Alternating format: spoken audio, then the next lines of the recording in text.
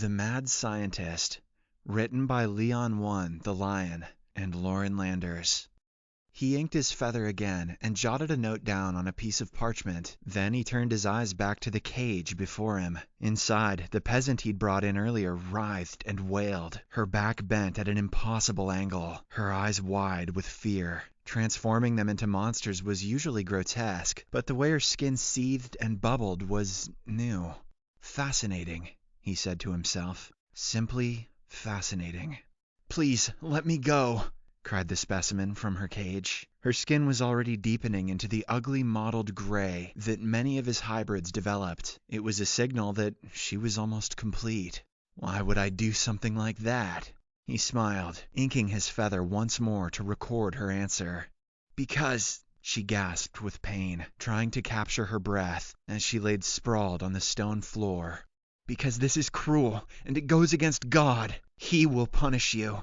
"There is no God," replied the man, scrawling down a note with calm satisfaction.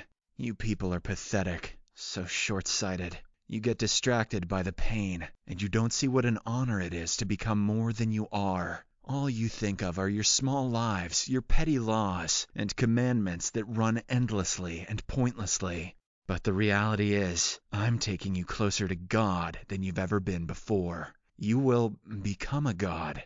In a sense, anyway." "Sacrilege! You create monsters, not gods!" But the pain surging through her body choked out her words, and she began to moan piteously. Curling further inside herself, she rolled back to her side, clutching her hands and trying to pray the pain away. "Bram!"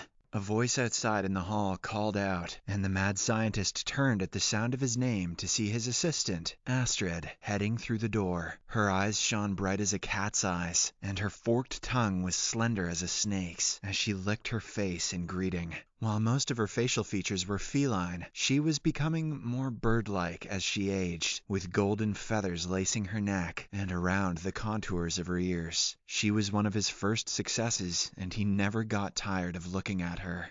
3 more have finished their transformation. One has even developed a bull's horns and musculature. I think you'll be pleased. He looks almost as strong as you are on the inside," Astrid said with a coy smile, stroking his chest. "Wonderful," Bram breathed, wrapping his arm around Astrid and pulling her closer. The kiss that followed was so heavy with passion that it seemed, to Bram, to put everything into a different light. Even the cries from the specimen before him sounded sweet as a serenade. He would have lingered there in Astrid's arms, but a hollow knock at the door brought him back to himself. "Enter," he said, in a tone he hoped communicated his annoyance. "Sir, the king has just issued an order for your arrest. It seems there's suspicion that you have been taking peasants against their will for use in your experiments." The servant kept his eyes fastened on the stones beneath his feet, careful not to allow his glance to wander to the caged peasant just a few feet away. "Incredible. With all the money I pay to the night watch, you'd think the little birds would stop twittering so much. But weak minds always did cling to their gossip, and here they are, trying to interrupt my work. No matter. I think we're close enough as it is. How many of them are looking for me?" "The entire King's Guard, sir, and at least 24 foot soldiers." "Very well. Astrid, send word that I will come to the king on my own 2 feet, and without resistance. Let him know that I mean no harm, and that I have something for him." He winked, and Astrid returned the gesture with a sly and very feline grin. Fastening the oak door behind him with a click of the rusted latch, Bram hurried down the spiral staircase. He'd dressed in his finest dark cloak, and he was soothed by the weight of the heavy fabric as it spun out behind him, fanned by his hurried steps. Through the folds of the cloak he fingered the small glass vial he'd hidden into the wrist of the fabric. Even now, he marveled at how such a small container could hold so much power. But it was his power, after all, and his power was, as ever, matchless. As king's physician, Bram had been provided with comparatively sumptuous quarters near the main courtyard, but the wall trappings and ornaments grew finer and finer as he neared the throne room. All that finery, embroidered in gold and laced in silver, had once riled him and made him seethe with envy, but now he supposed it had also fueled his ambition, and that, he decided, was a thing to be grateful for. He nodded to the guards, and they let him pass without question. In spite of the warrant for his arrest, he knew the spectacle he'd put on for them a few months prior was still weighing heavily on their minds. It had really just been a trick of the light, just a bit of smoke and mirrors and a few well-chosen powders. But fools were always so quick to see magic everywhere, and they feared him now.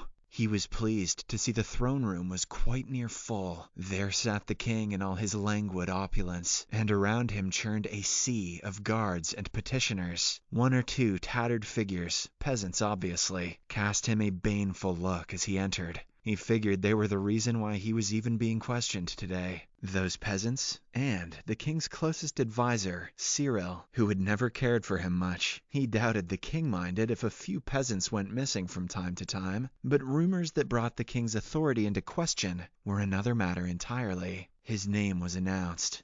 Bram Jorregson, king's physician. And every pair of eyes that hadn't already been watching him turned towards him with predatory interest. Evidently, he was the topic of conversation for the day, which likely meant they were ready to sentence him on the spot. Bowing low, he stalled for time and tried to catch the king's eye with a pointed look. He had helped the king many times since taking his position, and more than once those issues had been of the delicate kind, caused by the king's own nocturnal indiscretions with a serving maid or a scullery wench. "Remember, you owe me one." He tried to force the thought into the king's head. He didn't need the king, really, but getting slapped into shackles too soon would complicate things a bit. The king met and held his eye. "There are some very serious allegations against you, Jorregson. I believe you know of the matters to which I'm alluding?" Bram allowed his shoulders to slump ever so slightly, and matted his brows together in a look of feigned confusion. "Rumors, your highness. Woman's talk is all, without an ounce of substance. I know not a man here who would speak ill against me out from the shadows." A tattered figure pushed forward from the mass of spectators to Bram's left and pointed a knobby finger straight at Bram. "You took my husband last week, you creatures. That feathered one that goes often with you, and a taller one, all scaled. I saw them by the light of the full moon, pulling my dear sweet William out past the woodpile and into the woods beyond. His screams, oh, how he screamed! I know those paths. I know where they lead. They lead here, to that dark room where you work. I've heard it called the Hell Pit, 'cause no one ever returns from it. They say you can hear the howls that come from it at night, even by the mill pond down the way. All I'm asking is for my William back, 'tis all. I can't work the crops all on my own, and winter is—" The king raised his hand for silence. An old rambling peasant woman had no place speaking in the throne room. She could be punished for the presumption. However, the king seemed to be in one of his more indulgent moods, and peasants were, after all, expendable. "What say you, Jorregson?" But before he could answer, Cyril, the king's advisor, stepped forward, blocking Bram from the king's view.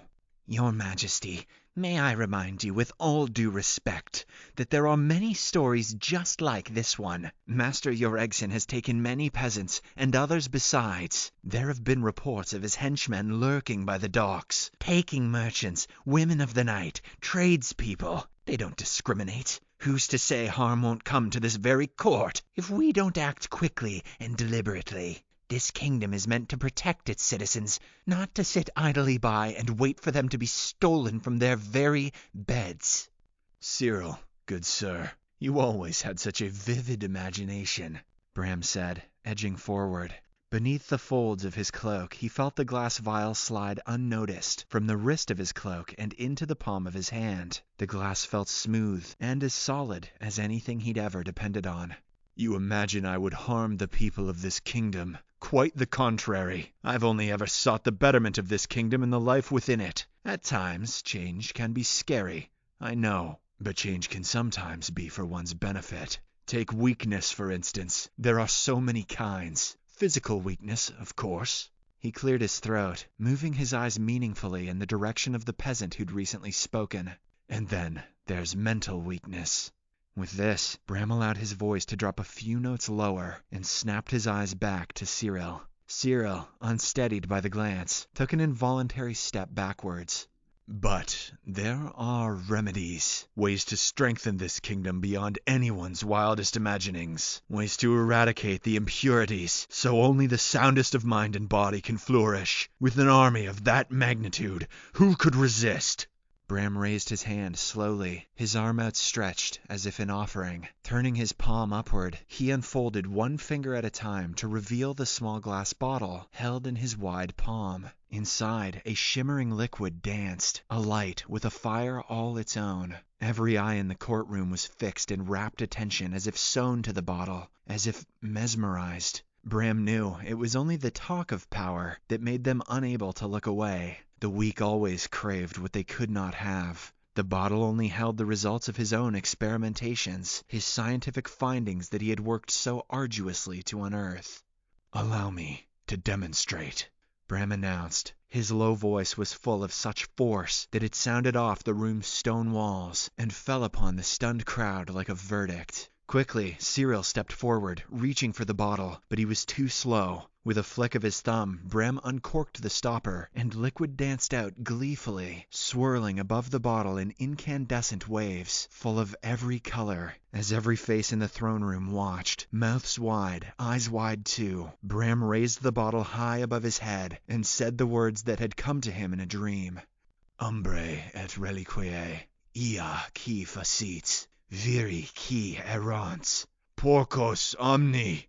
Bram had assumed he'd read the words somewhere, perhaps in an old manuscript tucked away on an old bookshelf, or maybe even engraved on an old grave marker in the forest beyond. He couldn't remember exactly, but they'd found their way into his dream somehow, and somehow he knew that they gave his formula the energy it needed to do its work. And this time, as with many times before, the results were immediate. Cyril was standing before him, his eyes wide as if in shock, but Bram knew better than that. He always did a bit of showmanship, so he stepped forward and lightly poked his index finger into the gold clasp on Cyril's left shoulder. With his touch, Cyril's body exploded into a cloud of dark gray ash, blowing outwards suddenly as if a great gust of wind had passed through the contents of an old fire pit. Cyril had been standing too close, and science did have its limits, after all. The hushed crowd erupted into a wave of gasps, screams, and urgent tones. Some scrambled to the door. One nearby guard started to unsheathe his sword, but his hand seemed suddenly to become fixed to the hilt, and he stared about stupidly for assistance. But there was no one, of course, because now the hall had descended into chaos, as bodies collapsed to the floor and writhed there, coughing and gasping and sputtering liquid from their lips. Up on his dais, the king attempted to rise, but fell like a stone to his knees. His languid eyes searched blindly for an answer, but the sight had gone out of them, and he couldn't see at all. His ringed fingers groped the empty air around him, while his gaping mouth showed an already forked tongue, as Bram's science warped his body from the inside out. Bram took a few steps back towards the hall door. He was wearing his good shoes, and he didn't need to get sputum all over them. He knew the guards, both in the hall and out, were already transforming too, so there was no reason to bar the door. Everyone in the castle, everyone in the town, really, was going through this very change. He'd intended to wait a bit to do so, honestly. He'd thought the next full moon might be the perfect time for the work, but gossips are what gossips are, and his plan needed to be hurried along. Across the throne room, he watched as every person, man, woman, and child, peasant and royal, contorted before his eyes. Some gnashed their teeth, growing long canines. Some grew scales, hair, or feathers. Some ripped at their skin with their fingernails, exposing new appendages, tails, and horns that had never been seen on a human body before. But they weren't humans now. They were better. They were stronger, wilder, and all of that nonsense they seemed to constantly rack their brains over. The superstition, the morality, it was all just gone. As their skins and hair slipped away, as their knees turned backwards or their new wings unfurled, Bram smiled. His work was complete. for now anyway. Upon the dais, the former king snuffled from a hog's snout as he rooted about in the undergarments of a nearby peasant woman who'd changed into an ape-like creature with great white fangs. Around the room, body after body rose again to its feet and stood in solemn submission, awaiting Bram's order. A fleet of hybrids, 1 part human and 9 parts something else. In the throne room alone, Bram wagered he'd created 100 members of his new army. Beyond the walls of the room, beyond the walls of the castle itself, stood 1,000 more creatures like these, ready and willing to do anything he'd ask. 100 pairs of eyes watched Bram in silence as he recorked the small glass vial and tucked it back into his cloak. 100 hungry mouths watered at him, waiting for him to throw them a scrap of something meaty to eat. He didn't have anything to feed them, of course, but some of the creatures were stronger than the others, so they'd work it out. And if the stronger ate the weak, his army would be all the mightier for it. He smiled at his creations, pleased with the results. If God had existed, Bram was certain that he knew exactly what the Lord felt on the 7th day. Back in his chambers, Bram gathered up his most valued possessions, shoving them into the heavy trunk he'd brought with him when he sailed from the Orient. Now that the king was fit for the barnyard, there was no reason why he couldn't take both the throne room and the king's quarters for his own. He was sure Astrid would like the move. She did love her luxuries. When his trunk was packed, he snapped his fingers. One of his creatures, the one with a bull's horns, entered the room in silence and left just as quietly. Bram's belongings nestled easily on its wide and muscled shoulders. I could get used to this. No needless chatter, Bram mused. He didn't quite have an answer for it, but while Astrid could speak, most of the other creatures were voiceless and mute. Well, not mute entirely. They did make the cries and squawks you'd expect from any other animal, but most of them had lost that last hint of humanity with the change, which was just fine for Bram, because it meant he wouldn't have to explain himself anymore. "Dear one," Astrid's sing-song voice cooed behind him. He hadn't heard her enter, but he was glad she was there. He had so much to tell her, all the work they'd put in, the powders and formulas they'd tried. It had all been worth it. Hurried, yes, but worth it. But when he turned towards her, the knowing glint in her eye told him she already knew everything. "Shall we play at royalty tonight, my love? I shall play queen, and you shall play king." Bram smiled at the sound of it. No more hiding in shadows, no more scurrying about and sending his minions to steal peasants under the cover of darkness. There was no one left to tell him no, no one to watch him, no one to question him. It was a powerful feeling, a whole kingdom to himself, and who knew, maybe he would take it even further, cross the White Sea and turn the people beyond into more creatures to do his bidding. The world seemed suddenly endless and arousing. "I've asked the kitchen to make us something very special this evening. I know you'll enjoy it." Astrid smiled, stroking Bram's arm with her slender, cat-like claws. Bram wondered at the thought, surprised that the creatures he'd made still knew how to cook. But they did change into all sorts. Perhaps some of them had retained more of their humanity, like Astrid, after the change, although he thought he'd worked that out of the most recent formula. "But first, there's something I need to show you. In the forest," Astrid continued. Her voice had dropped an octave lower, and it rippled through Bram with pure seduction. "Someone I'd like you to meet." Her forked tongue snaked out at the corner of her mouth and ran across the smooth, pink curves of her upper lip. Again, Bram marveled that there was even a someone left beyond him and Astrid. Maybe the formula did need more tweaking, just a few fine adjustments to make sure that no one was immune.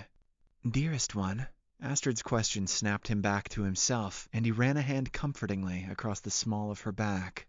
"Of course." He smiled, thinking of what he and she could and would do after that.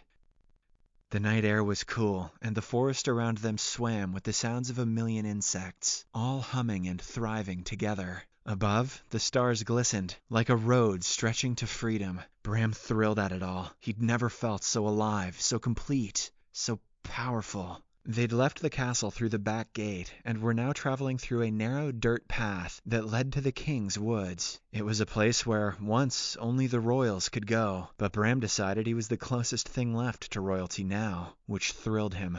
Of course, even before, he'd come here a lot. It was, after all, the very path he and his henchmen had taken when they'd captured a peasant for his experiments and didn't want to be spotted. Astrid walked with confidence a few steps ahead of him on the path, her steps guiding her silently through the darkened tree trunks and low-lying shrubs. Her gown was silver and caught the light from the torch she carried. Following behind her, Bram watched her movements carefully, his thoughts a mix of triumph and lust. He didn't love her, he mused, but he marveled at her. He decided that was better, anyway. As they continued down the pathway, Bram began to notice that the way ahead seemed a bit brighter. No, it definitely was getting brighter, as if somewhere up ahead a fire burned brightly. Then he caught the rich smell of wood smoke in the breeze. So, someone had remained after the changing. Interesting. Bram would make a note of this in his journals later. But it wasn't just that the pathway was getting lighter, no. Now Bram could hear the sound of chanting, or rather the sound of voices in unison, because he could not make out any words. Occasionally an animal's noise, like a horse's whinny, pierced the air. Then came the unmistakable sound of drum beats. Bram stopped, suddenly unsure of himself. The creatures were creatures, right? They did not have music. They did not have thought. He'd calculated the ingredients for that as he'd prepared his formulas. He'd made them blindly obedient. The tests and all the experiments had proven that. Astrid seemed to sense him hesitate and stopped ahead of him, turning to meet him with a gentle smile. "It's not much further, love." "Who's there? How is it possible? The tests." "You'll see. Come."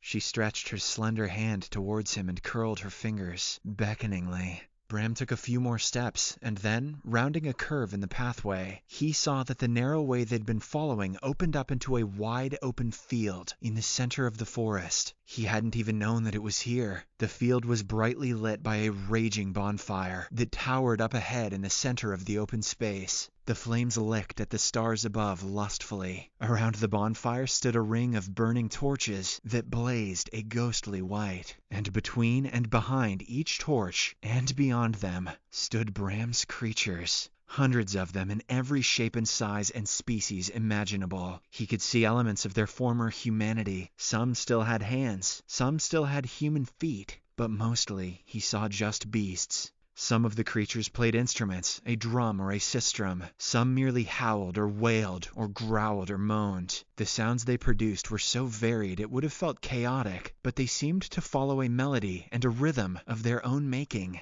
Astrid turned to Bram, her eyes glowing as a cat's, her canines catching the fire's light. "Isn't it marvelous, Bram? But come, there's someone you need to meet." Bram felt his stomach clench. This wasn't what they'd planned. This wasn't supposed to be. These creatures weren't supposed to unite? What was this? But he didn't have time to think, because Astrid's hand was wrapping around his elbow and guiding him towards the bonfire itself. He didn't need to turn to sense the creatures closing in behind him. He could simply sense their bodies moving closer in the night. It was hot near the fire, and a sudden explosion of sparks from a still wet branch made Bram squint. Around the ring of fire, he caught the shine of the creature's eyes, telling him he was being watched closely. Just then, the howling and the drumming began to roar louder, reaching a crescendo and intensity that seemed to pulse through the very night and threatened to crack the sky in two. Then, with suddenness, each voice around him erupted into a piercing ululation that seemed to merge into a single throaty howl. And then, all at once, silence. The fire before him cracked, and his ears rang at the night's sudden stillness. Bram shifted nervously in his shoes. "See?" Astrid giggled beside him, flicking him a sharp smile with a mouth full of teeth. "She comes." Bram took an involuntary step back, and immediately felt the weight of a creature's paws on his shoulders, holding him firmly in place. Warm breath blazed across the back of his neck. "See!" Astrid howled. The flickering flames in front of Bram parted slowly, and then a form slowly emerged from the heated air between them. It was a woman's form, gently draped in cascades of white fabric that caught the firelight beautifully. Above, her face emerged from the smoke. It was a lovely face, round and perfect with skin that shined like moonlight. Her eyes were slitted like a snake's, and golden, and above them writhed a nest of glittering golden snakes that sprouted from her scalp like hair. "We meet at last," said the woman, with a voice that seemed to come from everywhere all at once. "I have watched thee, Bram." The voice continued, and Bram could have sworn the sound came from the creatures too. His eyes were fixed on the form before him, but he sensed Astrid slip away from his side and into the darkness. Bram squirmed, unable to look away. But even if he could have, the creature clutching his shoulders ensured he wouldn't be able to move anyway. "Tell me, Bram, what is power?" Bram's tongue felt swollen in his mouth, and he struggled to speak. "It comes from the knowledge of my own mind and will." "Ah, thy mind and thy will. And whose will dost thou think caused thine to be as it is?" This time Bram found no answer. "'Twas my will, Bram." "That's not so," Bram protested, suddenly enraged that his science would be called into question, and as if the woman could read his thoughts, she returned. "Bram, you fool, science is naught but the language of nature, of the gods." "Who are you?" Bram demanded. Surely this was a trick. Perhaps Astrid was playing with him. "They have called me many names over many lifetimes. Spirit, goddess, demon, witch, nature. Whatever they call me, it is the same. It is my will that drives them to do my will, as you, my servant, have so faithfully done." "Blasphemy! You cannot call my work into question. I have slaved, I have ached and sweated and bled for the creatures that surround you. They are my work, my life's work." "Indeed they are, by my bidding. For if thou were to sip that very formula of thine now, the one you've changed them with, thou wouldst find it to be a nasty concoction of several weak herbs that do nothing at all, without my will, without my magic. Didst thou not wonder where the words in thy dream came from? Umbrae et reliquiae." Suddenly afraid, Bram stopped her with a protest. "From my old manuscripts, an old poem is all, something forgotten." "Something remembered. I have watched thee, Bram. I have watched all of thee. How your piteous cities crumble beneath your own destruction. How you spit at the gods and cut down the old forests. How you scream science and marvel at your own image. I did not mind, though, for thou dost follow will, as most do. Influencing is easy, easier still to make another do my work. So I sowed the seed of thought in thy head, and I lent thee my magic, and I watched thee create an army. And now I will take back what is mine, for men have profaned it enough." Her eyes blazed as the fire around her and the golden serpents of her hair lapped at the air with their forked tongues. "Let me go, I beg you," Bram offered in a quiet voice, beginning to tremble. "Let me go," she mocked in return. "Why? Didst thou not speak of small and petty lives? Wouldst thou not like to be honored, purified, to be more than thou art, to be closer to God than thou ever imagined?" "No, let me go." Bram was struggling now, trying to pull against the creature's paws, but the weight on his shoulders only increased. His shoulders started to burn with a searing pain, and he felt the warmth of blood beginning to flow down his shoulders and arms from where the creature's claws had dug in. "Nature shall have what is hers," said the woman, and the creatures surrounding her in the shadows began to leap and dance and ululate in glee. Then the woman opened her beautiful mouth and offered forth the words that Bram dreaded to hear most of all.